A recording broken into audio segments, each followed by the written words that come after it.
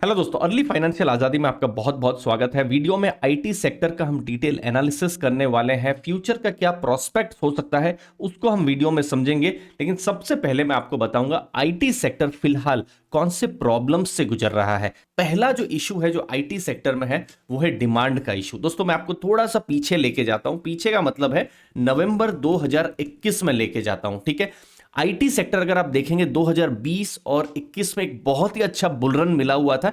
लेकिन नवंबर 2021 में जो यूएस के जो फेड है उन्होंने पहली बार एक सिग्नल दिया कि वो रेट हाइक करने वाले हैं और उसके बाद से रेट हाइक यूएस में शुरू है और अभी भी उस तूफान से हम गुजर ही रहे हैं। तो रेट हाइक अभी भी न्यूज आती रहती है कि फ्यूचर में और रेट हाइक हो सकता है। अब देखिए, जब भी रेट हाइक होती है तो पैसा महंगा हो जाता है। इन्फ्लेशन का बहुत बड़ा कंसर्न है, भारत में ही नहीं यूएस में भी है और यूके में, यूरोप में, सब जगह में है। अब आईटी सेक्टर की जो कंपनियां हैं, मैक्सिमम जो बिजनेस है उनका यूके, यूएस, यूरोप से आता है। आप HCL tech, Infosys, TCS, tech Mahindra, इन सब की अगर आप बात करेंगे, मैक्सिमम उनका बिजनेस जो है वो डिपेंडेंट कहां पर है? यूके, यूएस, इन सब जगह में डिपेंडेंट है। तो जब फेड रेट हाइक कर देता है, फिर दुनिया की जो दूसरी जो बैंक्स है वो भी रेट हाइक करती है, तो उससे जो भी ग्राहक है, जहां से बड़े ऑर्डर्स आईटी कंपनियों को मिलता है, तो वो लोग क्या करते हैं कि अपने जो थोड़ा सा वो कंजर्वेटिव हो जाते हैं। तो जो बड़े ऑर्डर्स हैं वो फिलहाल नहीं दे पाते हैं, जो ग्रोथ की जो रफ्तार है वो स्लो हो जाती है। तो इसका इंपैक्ट किसको पड़ेगा? आईटी कंपनियों को पड़ेगा। और अभी आप देख भी पा रहे हैं किस हिसाब से स्लो डाउन के सिग्नल्स आ रहे हैं। जहां 2021 में आपको याद होगा आईटी प्रोफेशनल्स को 30%, 50%, 70% का हाइक मिलता था। अभी हम ले ऑफ का न्यूज हम देख पा रहे हैं। अभी रिसेंट में मैंने देखा है एरिक्सन भी कुछ 8,000 इंप्लॉइज लोग को बाहर कर रहा है। तो ये बहुत ही अनफॉर्चुनेट चीज है। लेकिन आईटी सेक्टर फिलहाल उस डिमांड इशू के जो प्रॉब्लम है उससे गुजर रहा है। अब जो दूसरा इशू है वो मार्जिन का इशू। आप देख सकते हैं, ये जैसे HCL टेक का एग्जांपल है। जून 2022 में मार्जिन घट के 17% हो गए। इसको मैं समझाता हूं। जैसे समझ लीजिए, फॉर एग्जाम्पल आईटी कंपनी 100 रुपये का रेवेन्यू करती है, मतलब उनकी जो कमाई है वो 100 रुपये की होती है। उसके बाद उनके खर्चे भी हैं, एम्प्लॉय का खर्चा है, सेल्स के जो एडमिनिस्ट्रेशन का खर्चा है, ट्रैवल का खर्चा है, बहुत सारे खर्चे हैं। तो इंटरेस्ट और टैक्सेस से पहले कंपनी का नेट नेट कमाई कितनी हो रही थी जून 2022 में? 17% हो रही थी। और ये आप देख सकते हैं दिसंबर से जून ये गिर रही थी दोस्तों। अब एक सिग्नल क्या मिल रहा है कि कंपनियों के जो मार्जिन्स हैं वो बढ़ रहे हैं। अब ये देखना रहेगा अभी भी Q4 के रिजल्ट जब अप्रैल में आएंगे कि ये मार्जिन सस्टेन हो पाते हैं या नहीं। फिर जून जुलाई में किस हिसाब से मार्जिन आगे बढ़ते हैं, ये बहुत ही इंपॉर्टेंट रह सकता है। तो ये मार्जिन का इशू है जो अभी फिलहाल लग रहा है कि धीरे धीरे सॉर्ट आउट हो रहा है। जो तीसरा जो इशू है वो है लोग, पीपल। अब ये मुझे लगता है बहुत हद तक शॉर्ट आउट हो गया है। जैसे मैं आपको यहां डेटा बता रहा हूं, जैसे जून और सितंबर 2022, मतलब पिछले 6-9 महीनों की मैं बात बता रहा हूं। जैसे HCL टेक की अगर हम बात करें तो 100 में से 24 इंप्लॉय आप देख सकते हैं वो एट्रिशन हो रहे थे, मतलब जॉब छोड़ रहे थे। जैसे मैंने थोड़ी देर पहले कहा कि बहुत ज्यादा आईटी कंपनियों को लेकर डिमांड थी, तो इंप्लॉयज को बहुत अच्छा जॉब भी मिल रहा था। लेकिन अब अचानक से 6 महीनों में जो कहते हैं ना गेम पूरा पलट गया है, तो वैसा हो गया। अब देखिए एट्रिशन एक्चुअली में कम हो रहा है। अब एट्रिशन कम होगा तो इसका डायरेक्ट इंपैक्ट यहां पर भी पड़ सकता है एबिट मार्जिन के ऊपर, क्योंकि कम लोग जॉब छोड़ेंगे। जॉब कम छोड़ेंगे तो कम रिक्रूटमेंट भी कंपनियों को करना पड़ेगा। नहीं तो पहले क्या हो रहा था, ज्यादा से ज्यादा जॉब छोड़ रहे थे इंप्लॉइज, ज्यादा से ज्यादा रिक्रूटमेंट हो रहा था।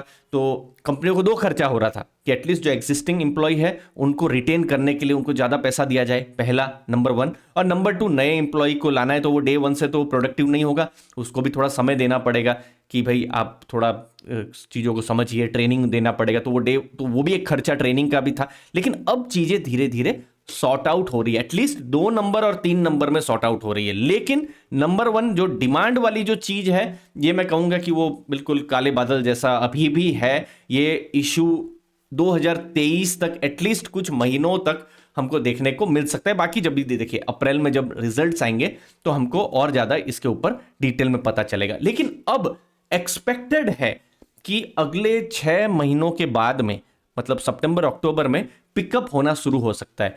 यहां पर बहुत ही रिसेंट में केप जेमिनी करके कंपनी है, फ्रांस की कंपनी है, उनके रिजल्ट्स आए हैं और उन्होंने 10% रेवेन्यू ग्रोथ का गाइडेंस दिया था और वो रेवेन्यू हो गया 13% का। तो एक बिल्कुल पॉजिटिव चीज है। मार्जिन्स कम बैक करना शुरू हो गए हैं। जो इंप्लॉय को लेकर जो टेंशन थी वो भी अब चीजें ठीक होने लग गई है। बस एक जो डिमांड वाली जो चीज है वहां पर कैप जेमिनी के जो रिजल्ट्स हैं उन्होंने कुछ होप एक्चुअली में दी हुई है दोस्तों। अब मुझे उम्मीद है आपको वैल्यू मिल रही है। ऐसे ही लर्निंग वीडियोस हम लाते रहते हैं। हमारे जो टेलीग्राम ग्रुप है उसके साथ भी आप जुड़ सकते हैं, जहां पर हम personal finance, financial freedom, mutual fund, stock analysis के बारे में बात करते रहते हैं। अब हम भारत की आईटी कंपनियों को हम यहां पर एनालिसिस करते हैं कि शेयर प्राइस तो गिरा है। फॉर एग्जांपल टीसीएस को आप यहां पर देख सकते हैं। पीक उन्होंने कब किया हुआ था? अक्टूबर 2021 के समय में। और आप मैक्सिमम आईटी कंपनियों का कुछ पीक आपको वहीं पे देखने को मिलेगा। जैसे विप्रो में आपको यहां पर बता रहा हूं, 5 ईयर का अगर आप देखेंगे पीक उन्होंने 700 रुपए तक का पीक कर लिया था। कब किया था? देखिए वही अक्टूबर, नवंबर, दिसंबर 2021 में। लेकिन उसके बाद से इन्वेस्टर एक्सपीरियंस अच्छा नहीं रहा है जब हम आईटी कंपनियों की बात कर रहे हैं। तो अब क्वेश्चन ये आ रहा है कि क्या आईटी कंपनियां इतने बड़े जो डाउनफॉल है उसके बाद भी क्या डिस्काउंट में मिल रही है? तो आंसर अनफॉर्चुनेटली अभी इनका भी ना है, क्योंकि अगर कंपनियों का एवरेज पी रेशियो यहां पर है तो अभी भी 12% के प्रीमियम में अभी भी ट्रेड कर रही है। और निफ्टी आईटी का वैल्यूएशन भी 30% प्रीमियम में है एनएससी के कंपैरिजन के कारण से। तो एक अच्छा खासा गिरावट आया है, लेकिन अभी भी वैल्यूएशन वाइज कंपनियां सस्ती नहीं है। तो इसीलिए एक इंपॉर्टेंट चीज हो सकती है, एक है टाइम करेक्शन। अगर टाइम करेक्शन मतलब 6-7 महीने बहुत कुछ चला ही नहीं तो अपने आप पी रेशियो थोड़ा सा कम हो सकता है, या फिर प्राइस करेक्शन की मार्केट में कुछ नेगेटिव न्यूज आई और जिसके कारण से ब्रॉड मार्केट सब कुछ यहां पर गिरना शुरू हो गया, तो एक अपॉर्चुनिटी हो सकती है। बट फिलहाल आईटी कंपनियां थोड़े से महंगे लेवल पर भी अभी भी ट्रेड कर रही है। हमने देखा है जब 20-30% गिरने के बावजूद भी थोड़ा सा वैल्यूएशन को लेकर कंफर्ट नहीं है। तो अलग अलग ब्रोकरेज हाउसेस ने यहां पर एनालिसिस की है, जैसे सीएलएसए ने एचसीएल, टीसीएस, एलटीआई, माइंट्री, इन चारों स्टॉक पर पॉजिटिव उन्होंने कहा है। फिर आईसीआईसीआई सिक्योरिटीज ने एलटीआई, माइंट्री पर उन्होंने पॉजिटिव कहा है और इन्फोसिस, टीसीएस, एम्फासिस में ऐड करने की बात कही है। फिर होल्ड करने की बात कही है एचसीएल, विप्रो और टेक महिंद्रा में।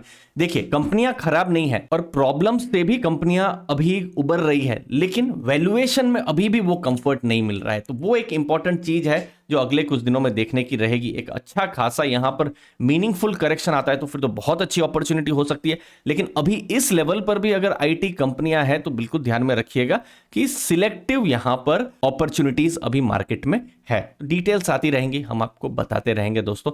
मुझे उम्मीद है आपको वैल्यू मिली होगी, इस बैलेंस्ड व्यू से आपकी वैल्यू एडिशन हुई होगी। धन्यवाद आपके टाइम के लिए। थैंक यू दोस्तों।